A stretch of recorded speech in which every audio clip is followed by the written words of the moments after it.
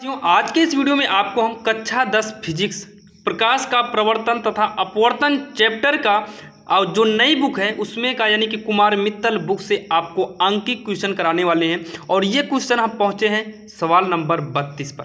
कहां पर पहुंचे हैं? सवाल नंबर 32 पर पहुंचे हैं। और इसके पहले का अगर 31 सवाल तक आपको वीडियो चाहिए तो डिस्क्रिप्शन में लिंक दे दिए हैं, जहां से आप शुरू से लेकर यानी कि 1 से लेकर सारे वीडियो को देख सकते हैं। और आपको जल्द ही प्रकाश का प्रवर्तन, इसके बाद बचे 2 चैप्टर का भी आपको जल्द ही न्यूमेरिकल मिल जाएगा। आप जाएंगे डिस्क्रिप्शन में, वहां पर कंप्लीट चैप्टर नाम से एक लिंक मिलेगा, जहां पर आप जाकर सारे न्यूमेरिकल को देख सकते हैं। तो चलिए हम देखते हैं सवाल नंबर 32। दिया है 25 सेमी की फोकस दूरी, यानी कि फोकस दूरी को हम एफ से दिखाते हैं। फोकस दूरी एफ बराबर कितना है? 25 सेमी दिया है। 25 सेमी दिया है। पूछा है लेंस की क्षमता। तो लेंस की क्षमता होता है P बराबर क्वेश्चन मार्क। यहाँ पर देखिए P बराबर फार्मूला एक होता है 1/f, लेकिन एक तब करते हैं जब f हमारा मीटर में हो। देखिए या तो आप इसे मीटर में चेंज कर दो, या तो आप यहाँ पर जो है 100/f कर दो। तो हम यहीं पर 100/f कर देते हैं, यहाँ मीटर में चेंज करने की कोई ज़रूरत नहीं है। अब हो जाएगा ये डायोप्टर, क्योंकि क्षमता डायोप्टर में नापी जाती है।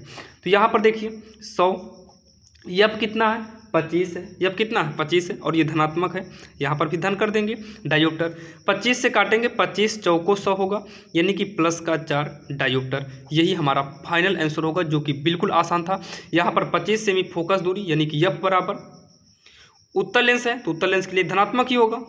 उसके बाद क्षमता दिया है P बराबर क्वेश्चन मार्क, क्षमता का फार्मूला यूज किए और यहाँ पर काट पीट कर जो आया वही हमारा फाइनली आंसर हो गया। चलिए हम देखते हैं सवाल नंबर 33। अब यहाँ पर देखिए अगर हम बात करें 33 नंबर में दिया है अवतल लेंस की फोकस दूरी। तो एफ बराबर, यहाँ पर अगर लिखना चाहो तो लिख सकते हो अवतल लेंस के लिए, अवतल लेंस के लिए। और इसके पहले वाले में अगर लिखना चाहते तो आप वहाँ उत्तल लेंस के लिए लिख सकते थे। तो यहाँ पर अवतल लेंस के लिए एफ बराबर -20 होगा, क्योंकि अवतल से ही पता चला कि ये माइनस में होगा। P बराबर क्वेश्चन मार्क, P क्या है? क्षमता है। तो P बराबर फार्मूला सेमी में है तो 100/f करेंगे, सेमी में है तब। और यहाँ पर डायोप्टर, या तो आप लिख दो डायोप्टर या फिर आप डी से भी दिखा सकते हैं।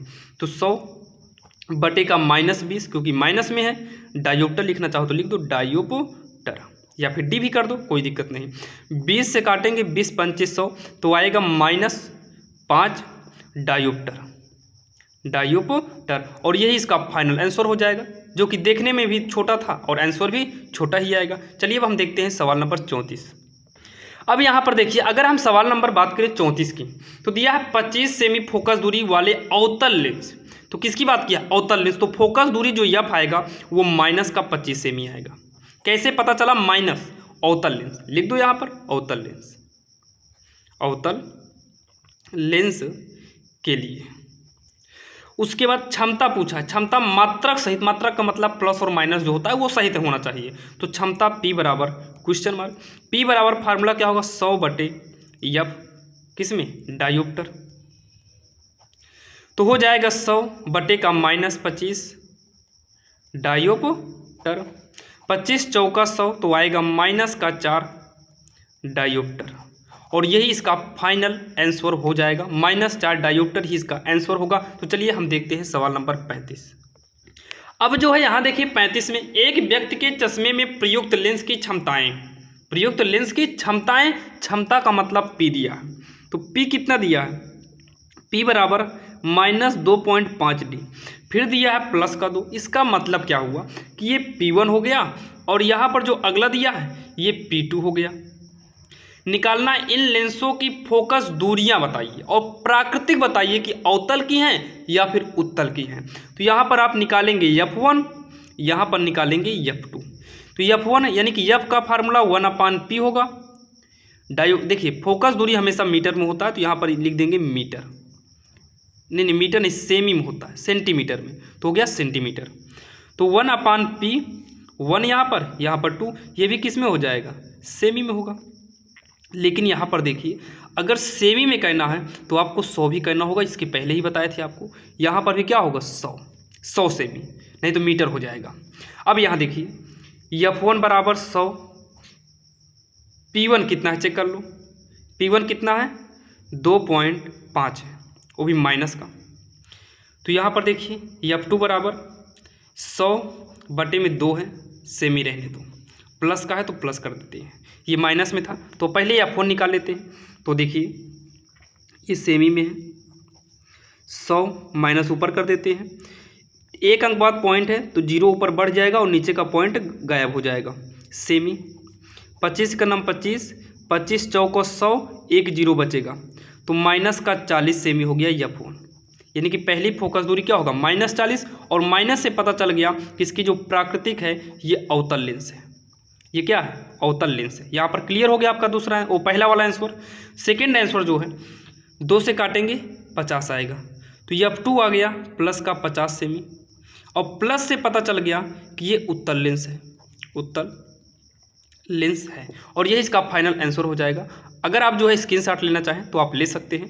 तो जैसे कि आपने देखा 35 नंबर बिल्कुल आसान था। यहाँ पर देखिए एक व्यक्ति के चश्मे में प्रयुक्त लेंस की क्षमताएं P1 P2 दिया था और F1 F2 पूछा था, तो यहाँ पर लिख लिए। ध्यान देना 100/P1 होगा जब सेमी करेंगे, और मीटर करना होगा तब आप एक करिएगा, तो आपके समझ में आ गया होगा। और पुरानी बुक में जो है आपका केवल 35 तक ही था, लेकिन हम तो नई बुक से पढ़ा रहे हैं, इसका मतलब 35 के बाद भी और सवालें होंगी। अगर आपके पास नई बुक नहीं है तो आप ध्यान दीजिएगा, सवाल को जरूर नोट करिएगा।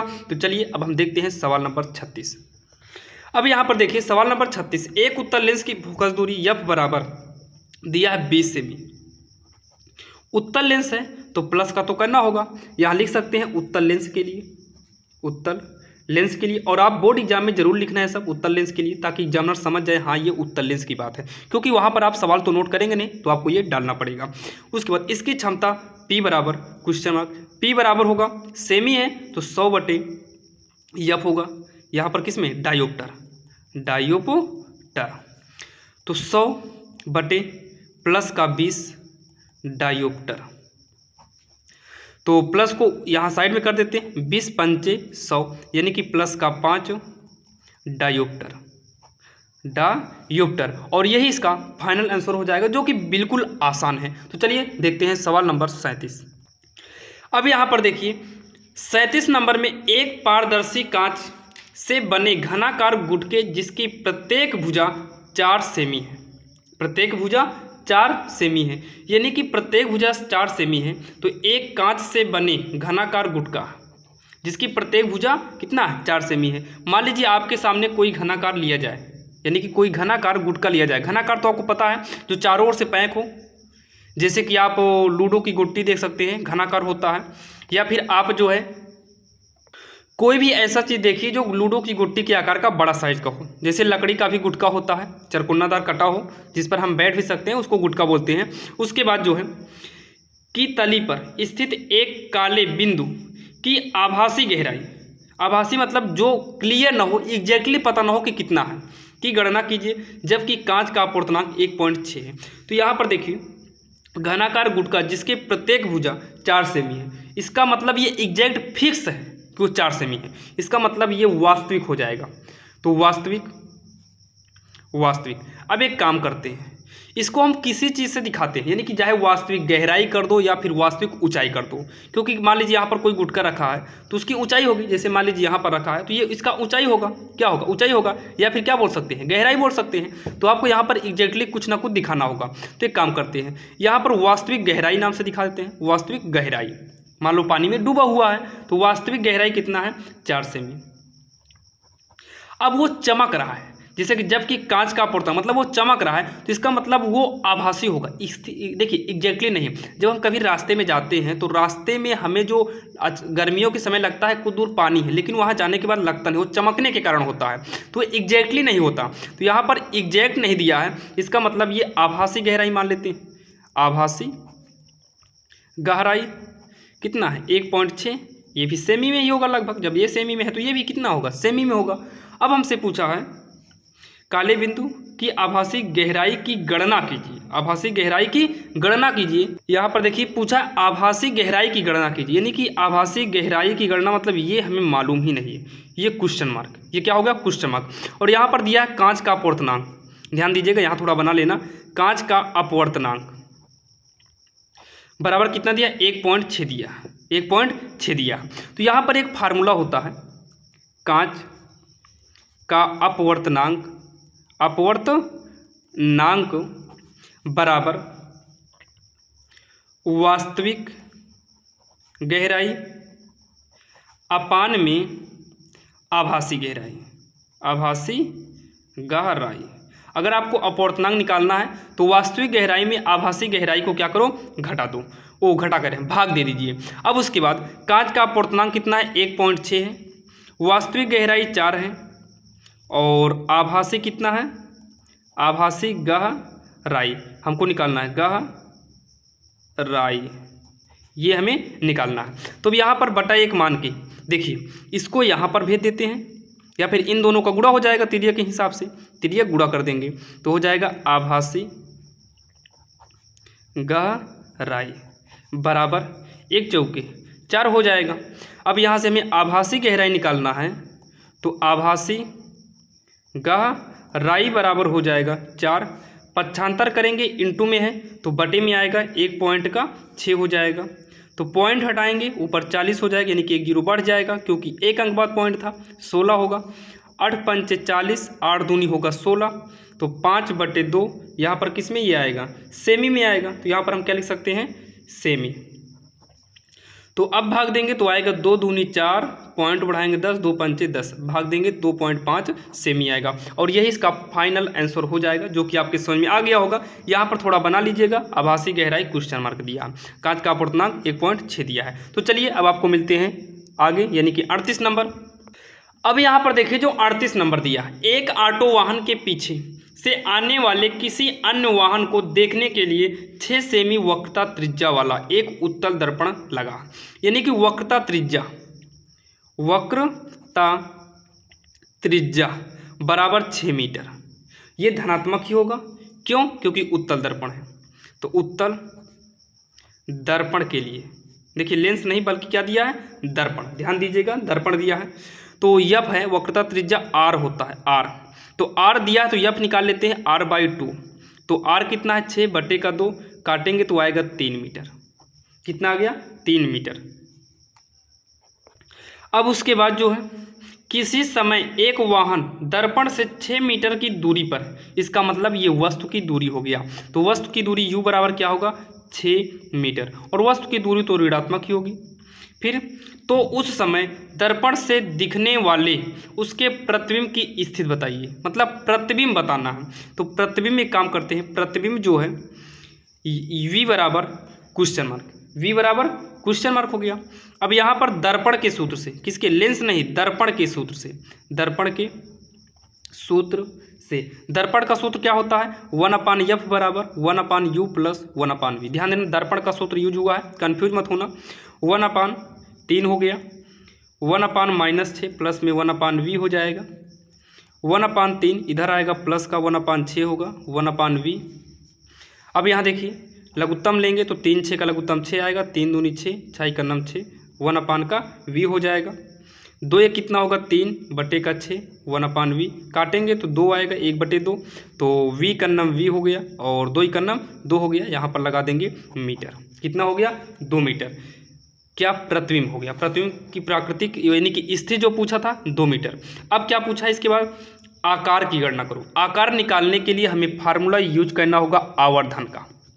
तो यहाँ पर देखिए आवर्धन के सूत्र से, आवर्धन के सूत्र से, आवर्धन का सूत्र जो होता है, देखिए लाइट चली गई है, ध्यान दीजिएगा, यहाँ पर देखो दिया है आवर्धन के सूत्र से। तो आवर्धन का सूत्र क्या होता है, आवर्धन का सूत्र होता है m बराबर v/u, और v कितना आया है 2, u कितना था हम देख लेते हैं, u हमारा था -6, तो यहाँ पर हम 6 ही, वो -6, लेकिन यहाँ देखिए दिया है उत्तल दर्पण के लिए, तो यहाँ पर जो है उत्तल दर्पण के लिए यहाँ पर हम माइनस में यूज करेंगे, किसमें, माइनस में, बाकी आप प्लस में करेंगे तब भी कोई दिक्कत नहीं है। तो अगर प्लस में यूज करेंगे तो यहाँ u का मान भी आपको धनात्मक ही रखना पड़ेगा। तो यहाँ पर देखिए माइनस कर देंगे, यहाँ पर भी 2 का नम 2, 2 तिहाई 6, और ये देखिए माइनस तो पहले से था और u भी किस में आया, माइनस में, तो काट देंगे तो 1/3, भाग देने पर आएगा 0.33, और भी 3 3 आएगा, तो आप 2 अंक पर ही छोड़ दीजिए। अब यहाँ पर लास्ट में लिख देना है, अतः 2 मीटर, कामा, पूछा था कि इसका आकार और स्थिति, यानी कि सब कुछ पूछा है। प्रतिबिंब की स्थिति व आकार, तो स्थिति क्या होगा इसका, आभासी होगा। और खैर 2 मीटर पे आ गया है, यानी कि 2 मीटर के बाद बनेगा प्रतिबिंब, मतलब 2 मीटर तक बनेगा। तो आभासी और तथा छोटा होगा। और कितना गुना बड़ा बनेगा, तो 0.33 गुना बड़ा बनेगा। देखिए ये माइनस में आए या प्लस में आए, लास्ट में तो आपको प्लस ही लिखना है। ये प्लस आया या माइनस है, और लास्ट में आपको क्या लिखना है, प्लस लिखना है। बस ये प्लस में है, इसी से पता चल गया कि आभासी और छोटा बनेगा बस, और यही आपका फाइनली आंसर हो जाएगा। तो चलिए अब आपको मिलते हैं नेक्स्ट वीडियो में। और इस वीडियो में हमने आपको 38 तक बताया है, और नेक्स्ट वीडियो में आपको 39 से बताएंगे। और जो नई बुक एनसीईआरटी कुमार मित्तल की है, वहाँ पर आपको टोटल जो है 52 सवाल है, और 38 सवाल आपकी हो चुकी है। अब आपको जल्द ही आपको नेक्स्ट वीडियो में जो मिलेगा, यानी कि 1-2 पार्ट में ही आपके सारे कॉन्सेप्ट यानी कि सारे सवालों को क्लियर कर देंगे। तो चलिए अब आपको मिलते हैं नेक्स्ट वीडियो में, तब तक के लिए जय।